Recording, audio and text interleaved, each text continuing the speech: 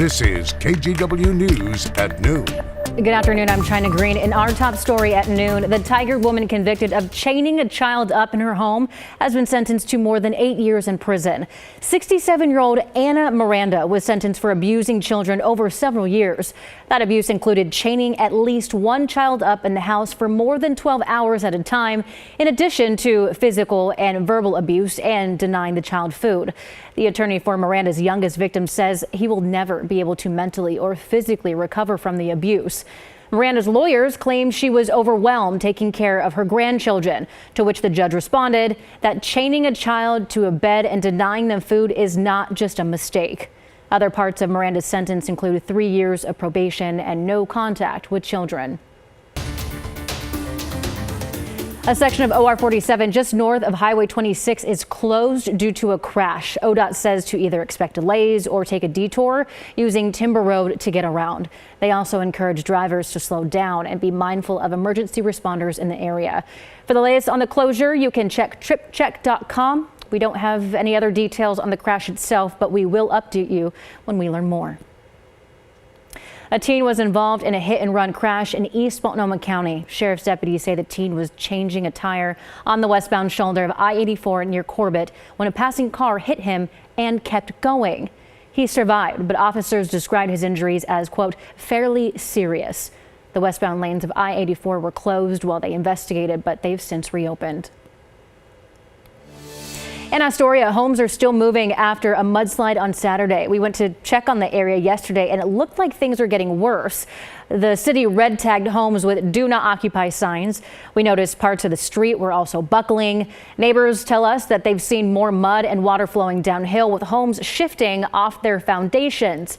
Those closest to the slide have left their homes and are being escorted into the risk zone to pick up belongings. All right, let's take a quick break from the news here to get to meteorologist Rod Hill. And before we started at noon, you mentioned that you have some pretty cool things to show us. Yeah, you know, Chris McGinnis noticed this morning, so he ran the old time-lapse machine on it. And this was Timberline this morning going into the sunrise hour. And look at the pretty illumination, those pastel colors on the clouds as they went up the what would be the east flank of the mountain up over the summit. It has been a steady temperature up there all day today. It was 42 at the time of that time lapse. It's 42 up at Timberline right now as well. Here's our other live camera. Not a whole lot going on in the day parking lot. A few skiers and boarders out there on the slopes. If you haven't heard, you know, before all this warm air moved in, Timberline had a base of 107 inches. That means if you took a shovel or several different yardsticks and went down through it, you'd find a 107-inch measurement. They've now have only 90 inches on the ground, so they've lost quite a bit, but the base is still healthy. I think we have a good afternoon coming. Up in Washington is that light rain that moved through our area. It turned out to be just a trace of rain for a lot of people, and we've still seen just the past hour a little bit of light rain still feed back in. Here's the Chinook Winds Casino Resort cam in Lincoln City. It's really warm out. 60 degrees, some light rain down there in Lincoln County. Over downtown Portland, cloudy skies. We're at 53, very mild for this time of the year. Dark skies out on the east side, similar temperatures at Camas Meadows Golf Course. There will be generally some traces of rain around this afternoon, 55 degrees, I think, at 4 o'clock. Now, rain picks up overnight tonight into tomorrow with a cold front coming, and we'll talk about that coming up. Ron, thank you. And sticking with weather, the recent winter storm did a lot of damage to homes and apartments. And while many are thankful that it's all over, others will be literally digging through the fallout for weeks, maybe even months to come. KGW's Catherine Cook has more on the cleanup. We might not own it, but this was our home. A home Allison Neighbor and her family can now only dream of returning to since a tree crashed through their roof. I'll just take you to where the worst of it is. That would be the master bedroom, where the tree is literally resting in the side of the wall. It happened January 13th at 177th and Pacific in Gresham. Allison, her fiance, and their 2 kids were all home when they heard the crash and ran. And where do you run when a tree is coming at you? You really don't know. You just run and hope you're not going to die. That was 2 weeks ago. Now they've topped it, but I mean, as y'all saw, it's still in the bedroom. They've been staying in a hotel and an Airbnb, which their renter's insurance is covering. But there are still costs, including lost work, to deal with all of this. Everybody talks about that rainy day fund, but what you think is enough is not enough. There's also water damage now. The couple says that's due to slow service by the contractor that the homeowner hired. The property management company tells KGW they aren't charging the tenants rent while the house is uninhabitable.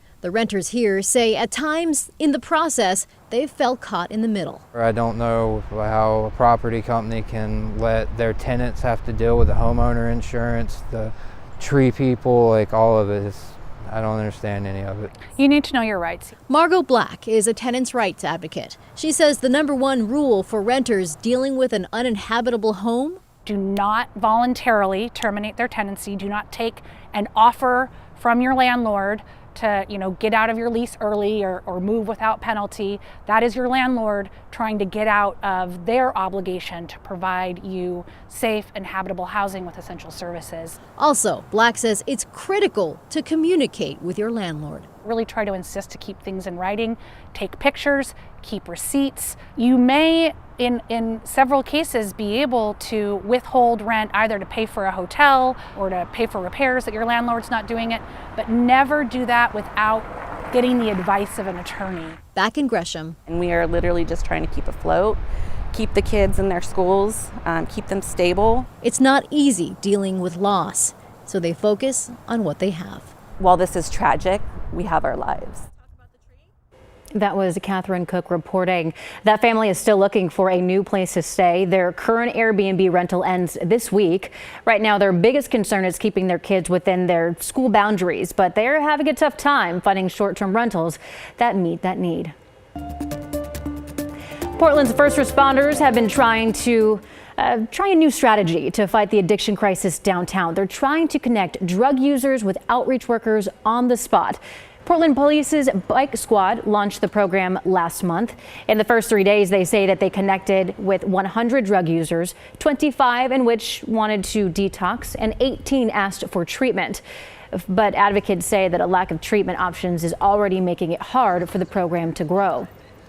There needs to be more treatment centers. There needs to be more recovery housing, support groups. There is a line that you cross when you are an outreach worker asking people if they need help and then not being able to give it to them. As part of the program, Portland Fire can now give medication to help ease withdrawal symptoms during an overdose. And if the person is willing, connect them to long-term recovery services. We're learning more about the incident where 3 people were shot in the parking lot of a Fred Meyer. 2 of them were injured and are still in the hospital.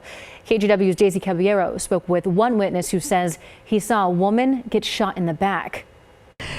Salem has just really, to be blunt, gone to hell in a handbasket. Salem police say 3 people were taken to the hospital after they were shot in the Fred Meyer's parking lot around 7:30 Monday morning.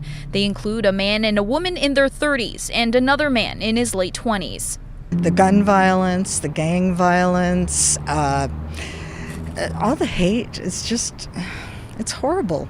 All entrances to the east side of the parking lot on Market Street Northeast were blocked by yellow and red crime tape as crime scene investigators focus on this white car here without a license plate. We saw them place several evidence markers around the vehicle while placing other items from the car in paper bags. I spoke with a gentleman who works at the Denny's nearby who said he saw exactly what happened. He told me he saw a woman and 2 men fighting outside that white car, and shortly after, he heard 3 gunshots.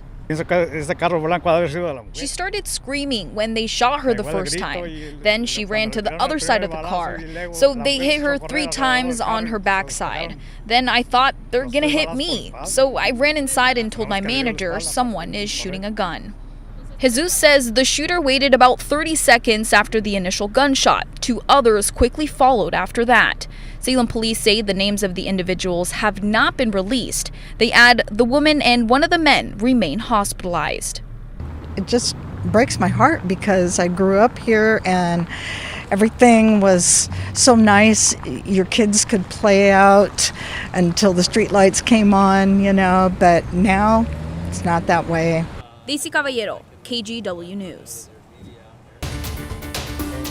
Now to the latest in the conflict in the Middle East. Israeli forces disguised as civilian women and medical workers stormed a hospital Tuesday in the occupied West Bank, killing 3 Palestinian militants. The security video shows part of the raid. The military said the militants were using the hospital as a hideout to plan terror attacks, but did not provide evidence. Hamas and the Palestinian Islamic Jihad militant group claim the trio as members. Since Hamas's initial October 7th attack, Palestinian health officials estimate almost 27,000 Palestinians have been killed.